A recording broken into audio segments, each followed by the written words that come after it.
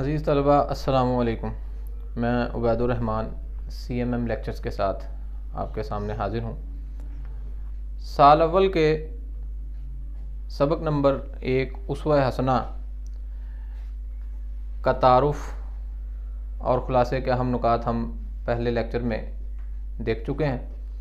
اس lecture میں ہم اس سبق کی تشریح کے جو نکات ہیں اسے ہم دیکھیں گے۔ میں ایک بار پھر آپ کو یاد دلا دوں کہ ہم نے سبق کے 3 حصے کیے ہیں۔ یہ سبق نصابی کتاب کے 3 صفحات پر مشتمل ہے اور ہر صفحے پر جو پیراگراف کی تقسیم ہے اس حوالے سے ان نکات کو سامنے رکھا گیا ہے۔ سب سے پہلے پیراگراف میں اس بات کو بیان کیا گیا ہے کہ ہم اللہ کی رضا کو کیسے حاصل کریں۔ ہم اگر یہ دیکھیں کہ دنیا کے جو دیگر مذاہب ہیں وہ بھی خدا کی رضا طلبی کا طریقہ بتاتے ہیں، اسلام بھی خدا کی رضا کو حاصل کرنے کا ذریعہ بتاتا ہے۔ اسلام میں اور دیگر مذاہب میں فرق کیا ہے؟ دیگر مذاہب اس مذہب کو لانے والے جو بانی ہیں ان کی نصیحتوں پر عمل کرنا کامیابی کی ضمانت سمجھتے ہیں۔ اسلام ہمارے سامنے عملی مجسمہ رکھتا ہے اور یہی چیز اسلام کو دیگر مذاہب سے ممتاز کرتی ہے۔ عزیز طلبہ، انسان جسم اور روح کا مرکب ہے۔ یہ جسم اسی مٹی سے بنا ہے اور اسے اسی مٹی میں واپس لوٹنا ہے۔ اللہ تعالیٰ نے اس جسم کی غذا اور اس کی تمام آسائشات اسی مٹی میں رکھی۔ روح آسمان سے آئی اور اسے آسمان پر واپس لوٹنا ہے۔ اللہ نے اس کی غذا کا سامان آسمان سے انبیاء اور الہامی کتابوں کی صورت میں بھیجا ہے۔ اسلام نبی پاک صلی اللہ علیہ وسلم کے عملی مجسمے کو کامیابی اور ہدایت کا ذریعہ سمجھتا ہے۔ چنانچہ اسلام ہمارے سامنے 2 چیزیں رکھتا ہے، کتاب اور سنت۔ کتاب اور سنت کی مثال اس طرح ہے جس طرح ہماری 2 آنکھیں۔ آپ ایک آنکھ پر ہاتھ رکھ لیں، آپ کو اس طرف سے کم دکھائی دے گا۔ آپ دوسری آنکھ پر ہاتھ رکھ لیں، آپ کو اس طرف سے کم دکھائی دے گا۔ دونوں آنکھیں کھلی ہیں تو راستہ بالکل واضح اور روشن ہے۔ ایسے ہی اسلام میں کتاب اور سنت، قرآن پاک اور سنت رسول صلی اللہ علیہ وسلم کامیابی کی ضمانت ہے۔ سنت کیا ہے؟ سنت وہ راستہ ہے جس پر آپ صلی اللہ علیہ وسلم نے اللہ کے احکام پر زندگی گزاری، اور آپ صلی اللہ علیہ وسلم کی گزاری ہوئی زندگی جو اللہ کے احکامات کی پیروی میں تھی وہ ہمارے لیے عملی نمونہ ہے۔ دنیا کے تمام مذاہب اللہ کی رضا کے حصول کا ذریعہ بتاتے ہیں۔ اسلام بھی اللہ کی رضا کا طلبگار ہے اور اس کے لیے اس نے کتاب اور سنت 2 چیزیں ہمارے سامنے رکھی ہیں، اور دونوں کی پیروی کے ذریعے ہم دنیا و آخرت میں کامیابی سمیٹ سکتے ہیں اور اللہ کی رضا کا خود کو اہل ثابت کر سکتے ہیں۔ دوسرے پیراگراف میں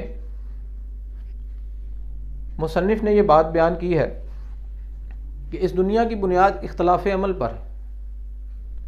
دنیا میں مختلف قسم کے انسان ہیں، رنگ و نسل کا فرق ہے، زبانوں کا فرق ہے، معاشرتی حیثیتوں کا فرق ہے۔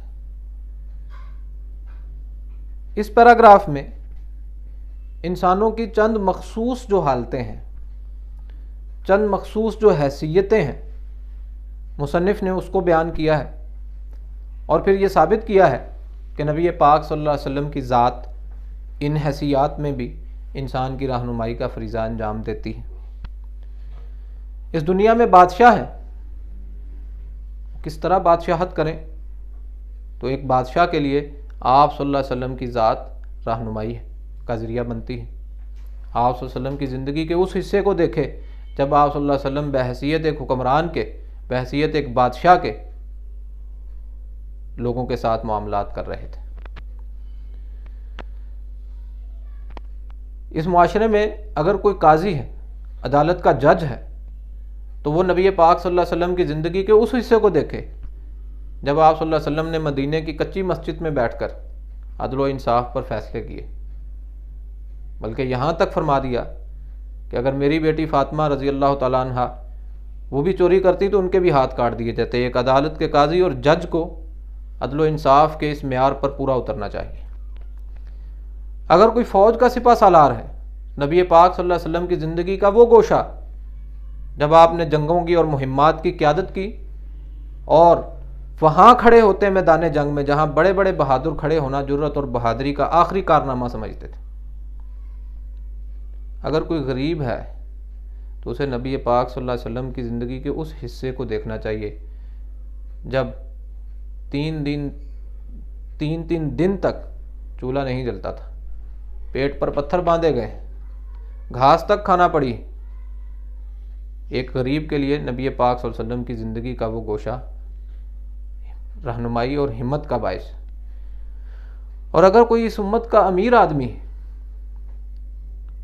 تو وہ اس دولت پر سانپ بن کر نہ بیٹھ جائے، بلکہ نبی پاک صلی اللہ علیہ وسلم کی زندگی کے اس گوشے پر جائے جب آپ صلی اللہ علیہ وسلم نے اپنے مال و دولت کو لوگوں میں تقسیم کیا۔ رات کے عابد و زاہد، راتوں کو عبادت کرنے والوں کے لیے بھی نبی پاک صلی اللہ علیہ وسلم کی ذات رہنمائی کا ذریعہ ہے۔ اور جو لوگ دن کے معاملات میں دنیاوی نظم و نسق میں چلتے ہیں، نبی پاک صلی اللہ علیہ وسلم کی مختلف حیثیات جنہیں ہم نے یہاں بیان کیا تھا سبق کے اندر، ان حیثیات میں بھی اگر ہم دیکھیں تو اس دوسرے پیراگراف کے اندر جو بات بیان کی گئی ہے اس کو یہاں سے بھی اگر ہم ریلیٹ کریں، کوئی تاجر، کوئی بادشاہ، کوئی فاتح، کوئی استاد، کوئی شاگرد، کوئی منتظم، غرض دنیا کا نظم و نسق چلانے کے لیے تمام شعبہ ہے زندگی، اس میں آپ صلی اللہ علیہ وسلم کی ذات جو ہے وہ رہنمائی کا ذریعہ ہے۔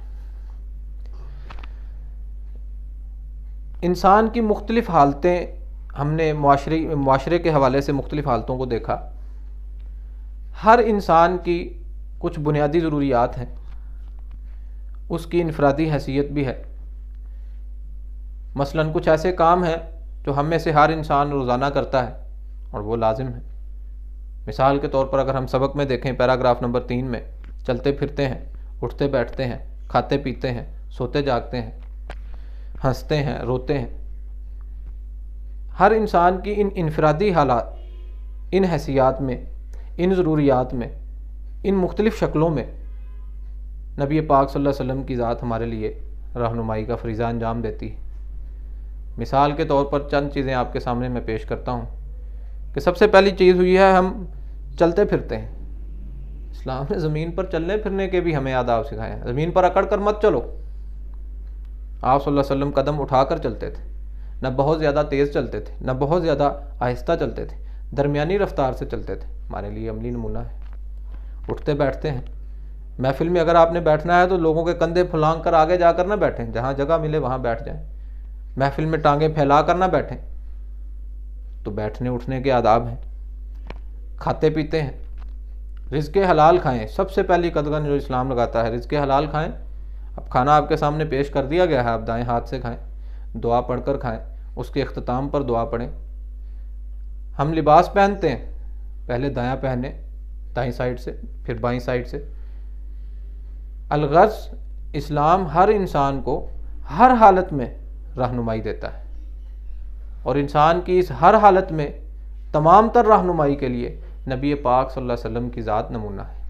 اور ہمارے پاس یہ باتیں وہاں سے پہنچیں جن لوگوں نے نبی پاک صلی اللہ علیہ وسلم کو دیکھا، ان کے ساتھ زندگی گزاری، ان کی محفلوں میں بیٹھے، انہوں نے جس طرح نبی پاک صلی اللہ علیہ وسلم کی ذات کو دیکھا اسی طرح ہم تک پہنچایا۔ اسلام کا دیگر مذاہب سے